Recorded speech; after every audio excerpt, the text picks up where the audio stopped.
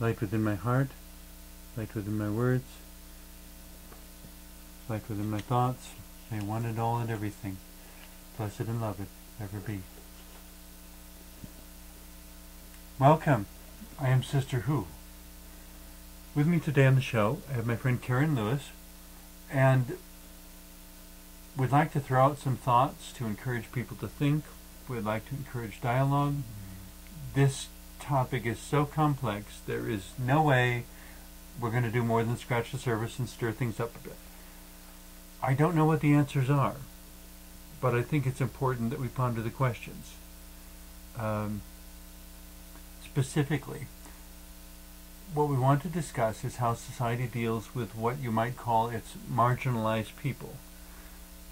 The people who, through differentness or brokenness, just don't fit in, and there's nothing that could be done to make them fit in because of what they've experienced, because of how they perceive the world.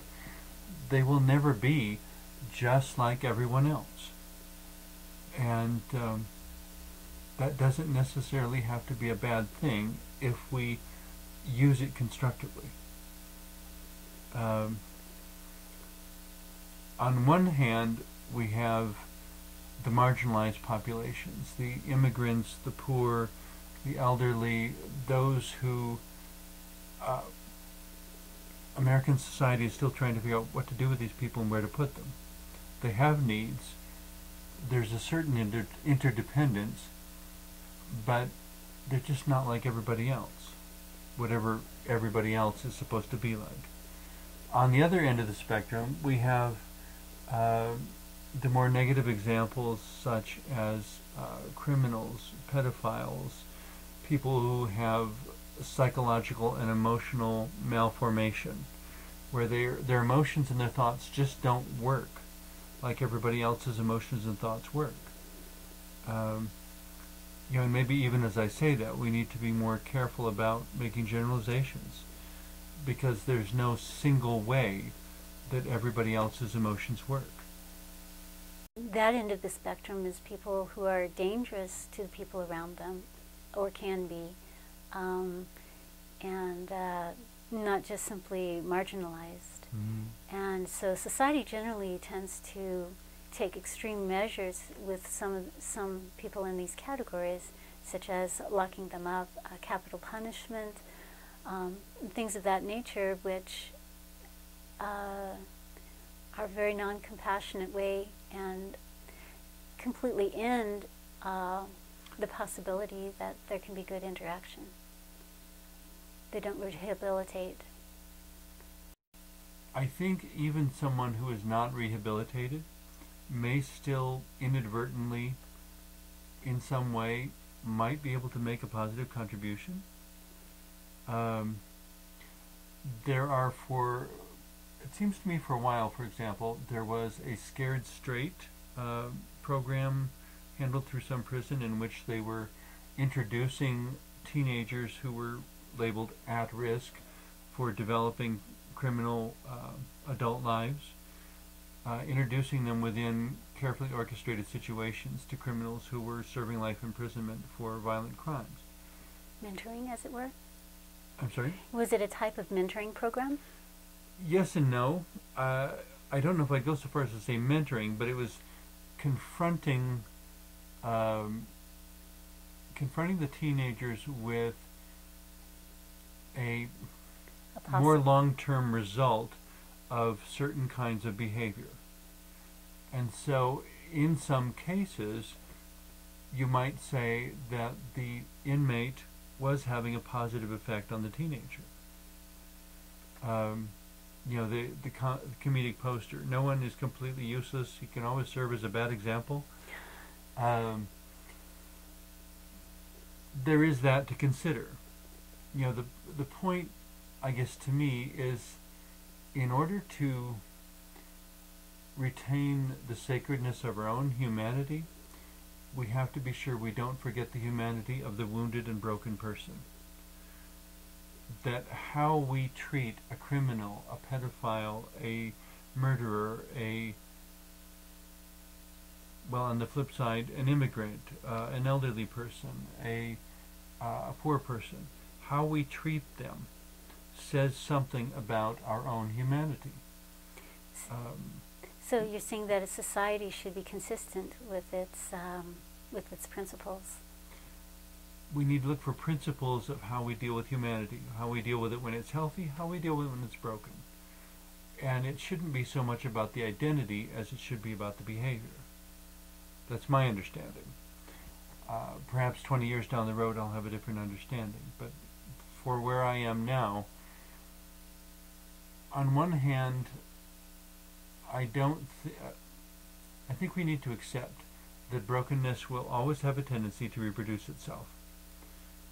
Whether it's in me or you or someone else, wherever brokenness can be found, it will always have a tendency to reproduce itself. And this is a probably unhelpful generalization, but my first response to that is that the only thing that will stop the reproduction of brokenness is love and wisdom. The challenge, of course, is figuring out, what does love look like in this situation? If I am the emperor for a day, deciding what will happen, on my decision, what will happen to a pedophile, I say, well, he's a human being. He's also a victim. Somebody abused him, and no one was there to help him process it, heal it, deal with it. I keep wondering, on the side as we're studying this whole complicated problem, what does a genuine healing of a pedophile look like? If some brokenness is prompting their misbehavior, how can we envision that brokenness being healed? Is it someone who no longer has desire to do that? Is it someone who has finally come to terms with the initial incident in which he was victimized? Or I keep saying he, but it could also be she, because there are female pedophiles as well, just not as many.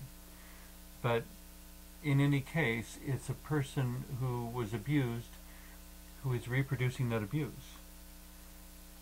And I think, again, this is a generalization, but in most cases, I don't think a crime starts with someone who has never experienced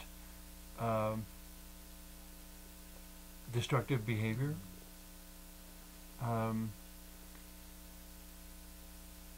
Someone might say, what about the youth who steals for the very first time? Well, I would have to look at their life and say, so what even created the openness for that to happen? Or how did people respond? Did they treat him like a criminal right then and there, or did they How is he mentored about ownership of things? Right. To understand you can want something, but to acquire it, there are certain legitimate ways of acquiring it. And if you don't acquire it legitimately, you open yourself to all sorts of bigger problems. But there are legitimate ways to acquire it, and I'm happy to help you work through those if you want. If nobody said that to him, and he was left in this place of not understanding and wanting and feeling a need and not knowing how to fill it, that could be very confusing. So it kind of comes back to, how are we there for each other or not?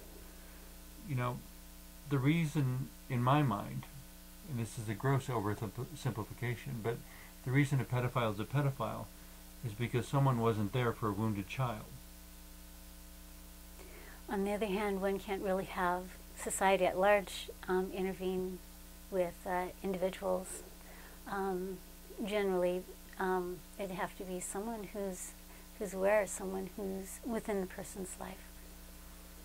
Yeah, with the challenge of, how do we come to know the truth of, how does anyone know that this is happening, and what constitutes a legitimate way of intervention? Because you can get various reports, And it can quickly turn into he said, she said, where there's no agreement between the reports, and you don't know who's telling the truth, who's making it up, who's exaggerating, who's delusional. You don't know what the truth is. So how do you intervene even though you know someone is being hurt? But if someone is being hurt, it serves no purpose for someone to turn a blind eye to it. No matter who the person is. Exactly. But when you're looking and you're not turning a blind eye, how do you manage to see the truth? Because a lot of these things, of course, are done in secret, or done where there are no witnesses, or done in ways that what actually happened is subject to conjecture, and we don't know for sure what happened. Well, we'll know later when the child's an adult how Maybe. the behavior is. At the very least, what we would know is that there was a tragic, terrible, emotional, psychological wound. Indeed. But exactly what were the circumstances of that, I think, is frequently difficult to pin down. Coming back to the heart of the discussion, though, it's not so much a question of knowing in detail, like the person is the specimen on the microscope slide, and we're going to look at every detail of your life, and ooh, that doesn't feel very respectful. And if we're not respecting them, how can we expect them to respect themselves or to respect others? How can healing occur in that situation? Exactly. How can healing occur? But yet people do So the heal. invitation is how do we become healers of these complex societal situations in which needs have gone unmet, brokenness has been reproduced, and over time it's grown and gotten bigger. It's not just a small incident but involving 2 people anymore. Now it involves 20 people or more. And yet in some circumstances people have healed from traumatic scars from childhood. But I imagine it could only be done deliberately with awareness, with an intention not to repeat history, as it were. It would seem to me that it would have to begin within the person, but that shouldn't be used as a cop-out for society to do nothing. True. But on the other hand, how does one get to the truth? Only the person within the situation can know the truth.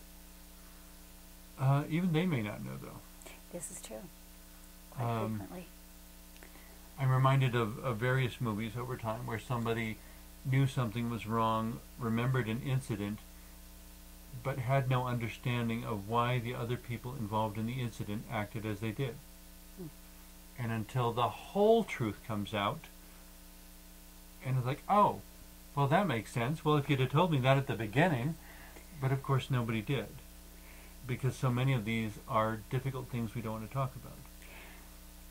Going back to the lighter end of the spectrum, though, immigrants, elderly, people with disabilities, GLBT, or gay, lesbian people, transsexual people,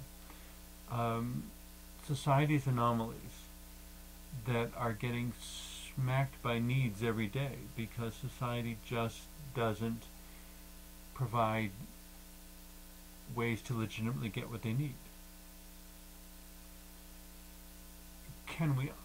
How dare we tell ourselves that this is not going to grow into a bigger problem if we don't address it? What kind of needs would they have that would be special, that societies would need to address? Would it need to be addressed in a different way?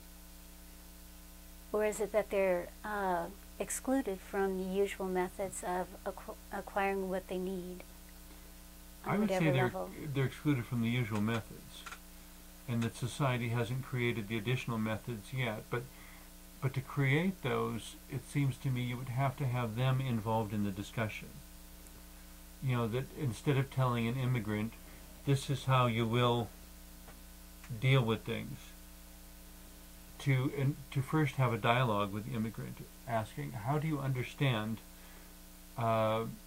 food, clothing, shelter, transportation, employment, whatever, You know, whatever basics are essential to them being able to be uh, a supportive and contributing member of society. And what those basics that are required in some ways do look different. They might in some ways look the same, food, shelter, but guaranteed the food is often going to be different in that particular case because that is what they're used to.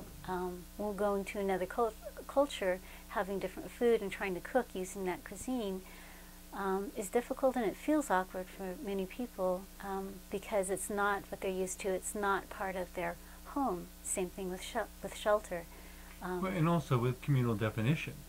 I kind of chuckled when a friend from San Francisco years ago told me that when the Asian immigrants first arrived in San Francisco, they had to be taught that you don't hunt the ducks in Golden Gate Park. These are wild animals that are considered to be part of the ambiance of the park that people enjoy. We don't hunt them and kill them and eat them.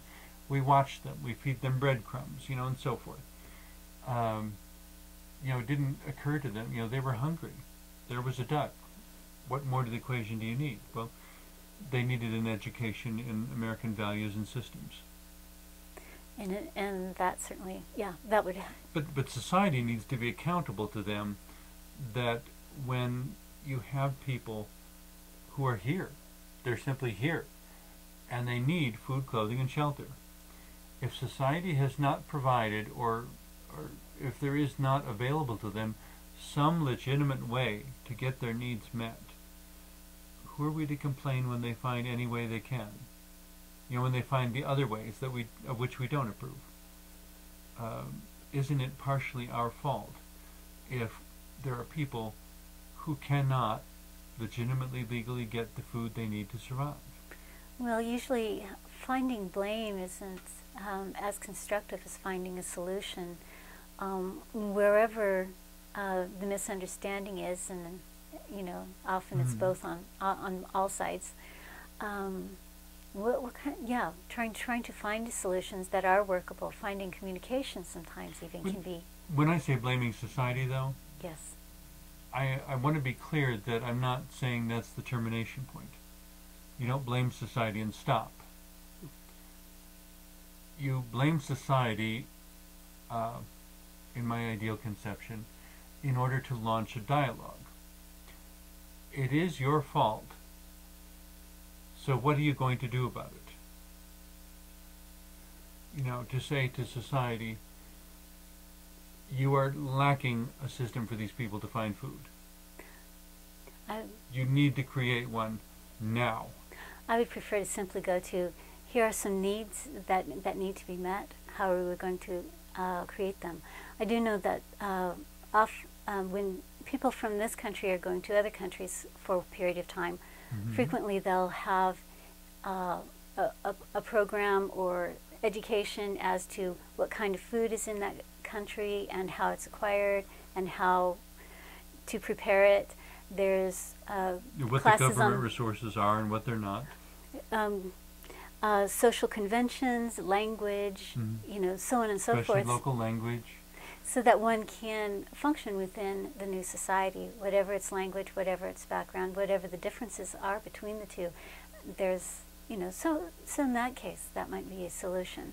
And I'm not just talking about reputation when I'm saying, you know, what kind of people shall we show ourselves to be, but it's really about creating complete functionality. That when somebody is broken, we find a way to heal them. And if we don't even know what healing looks like, that we begin to research it and to figure out what it would look like and what would be required to make that happen.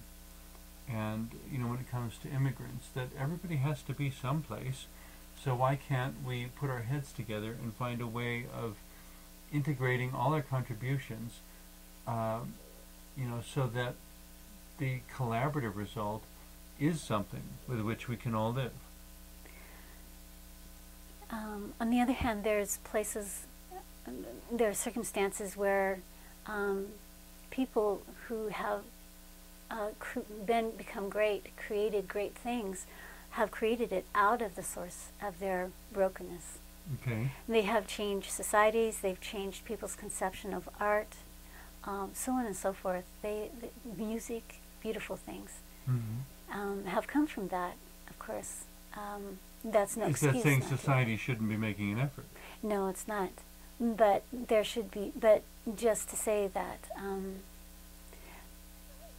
personal intention sometimes can overcome one's circumstances. And additionally, the point I'm always trying to stress is that we can be more than the sum of our past. Yes. You know, the fact that somebody hurt you doesn't mean you have to hurt somebody else. It may make it explainable, but it won't necessarily make it excusable, and it won't bring anything positive into your life.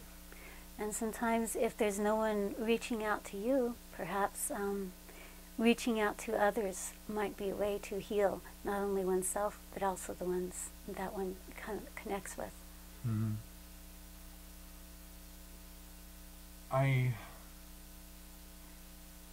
To me, the bottom level, most basic need every human being needs is love.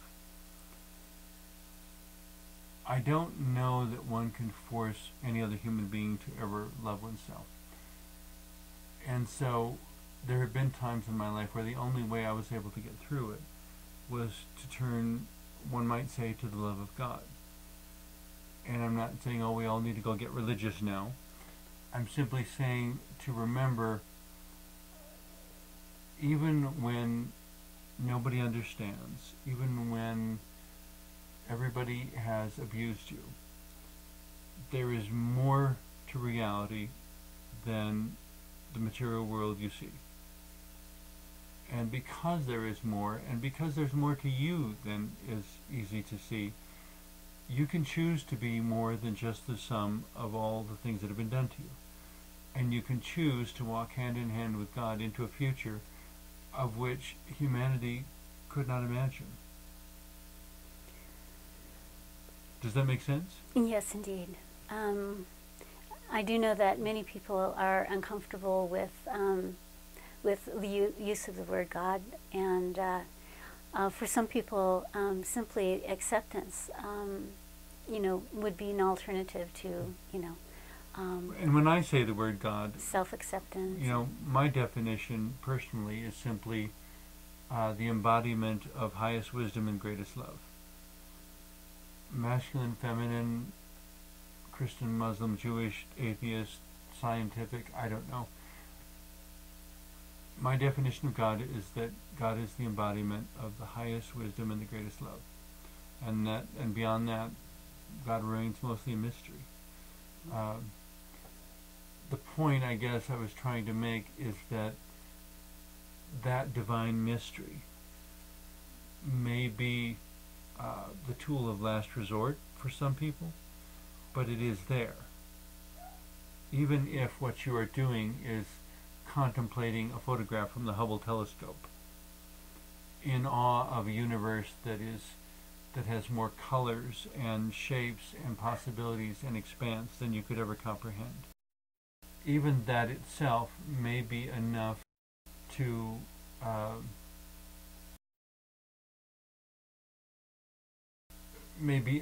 get you through the tense, difficult moment. May be enough to inspire you to make a positive response instead of being a negative reaction. Yes, and intention, inner strength, the strength of reaching out and with others, if that is possible.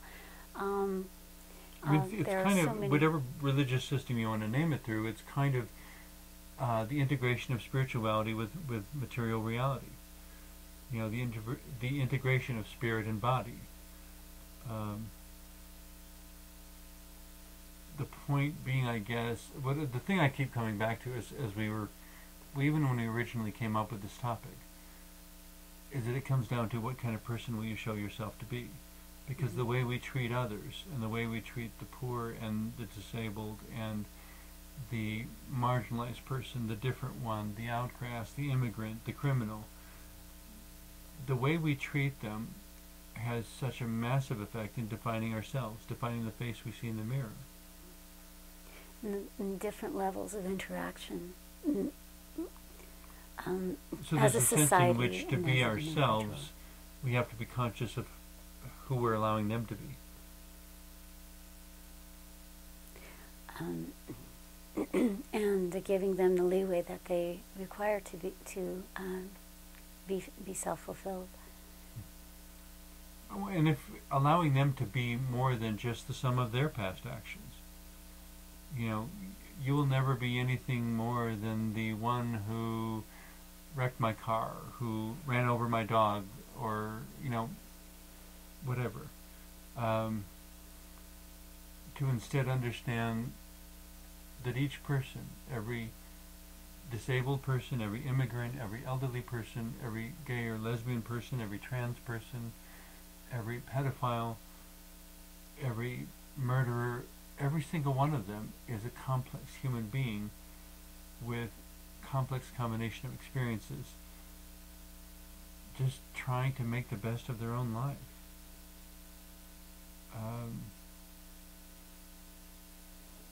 If we can be there for each other, I think we're going to be that much further ahead. So, But it's not about separating from each other, but it's about forming loving relationships. to get a wider perspective of how life might be for other people, and to help one to understand that just because something is different for others, others behave differently, there may be legitimate reasons for those. And in the cases where they need help, to reach out a hand to someone, a stranger, a loved one that's acting differently, whatever. As the one will help. person whose name escapes me said, "There but for the grace of God go I."